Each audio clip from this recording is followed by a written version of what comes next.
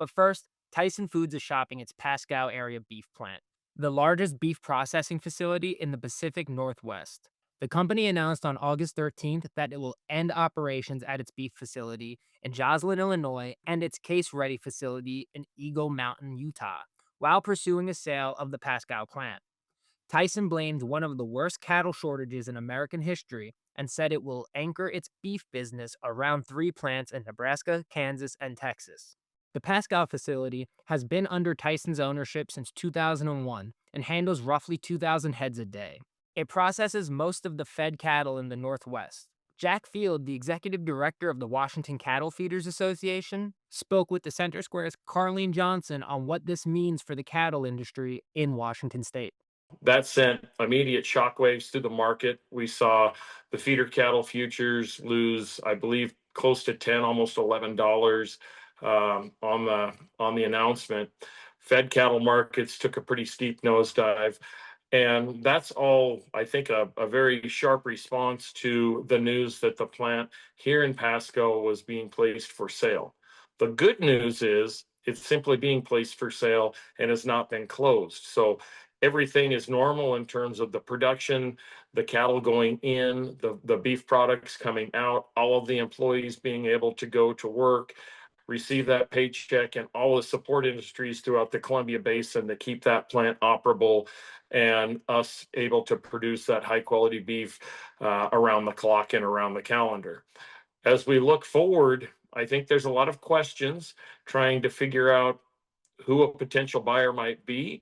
I think everybody in the cattle industry and community is just hoping, whoever that is, that announcement is made sooner rather than later, because granted, we've only been about a week into it, but the last thing we need is speculation in the marketplace. Our market needs certainty, and that certainty will hopefully come with an announcement of a buyer and a path forward. So all of the suppliers and entities that help make that plant operate can look into their future and know that there is certainty.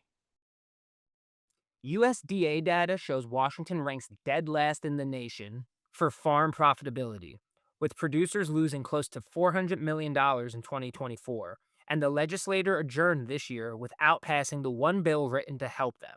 The Save Family Farming Act has spent the past year warning about new state paperwork mandates aimed at farms that carry fines and litigation exposure for minor errors. Field also echoes these concerns as he expresses frustration over the state's regulatory burden and high taxes. I think it's obvious as we take a look at our regulatory structure and where, we're the only state. I don't believe Utah has a B&O tax. I think we have a higher minimum wage. So when I refer to Utah, that's the location of the Hiram, Utah JBS plant. That would be the next closest fed cattle facility for producers here in the Pacific Northwest, which is roughly 8.5 hours away on a truck.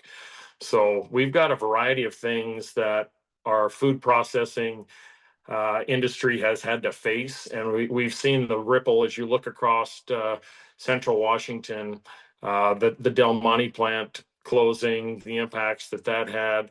There's a variety of other food processors that have faced challenges and the inability to remain profitable. You would hope that Olympia would see this and say, we need to fix this, but I honestly don't know what one thing Olympia could do that would, quote, fix it to ensure the long-term viability of food processing here in the state. Certainly the tax issues are mounting, but our cost of production is extremely high when we look across the border to Idaho. And I know in Olympia, that's the last thing the legislature wants to hear is, well, Idaho, Idaho, Idaho. But it is very challenging when we look and we see the economic and regulatory layers and how they differ from Washington state to some of our neighboring states. As stated, the Tyson plant is looking to sell, not shut down completely, and this is something that gives a glimmer of hope for those in the beef industry in Washington.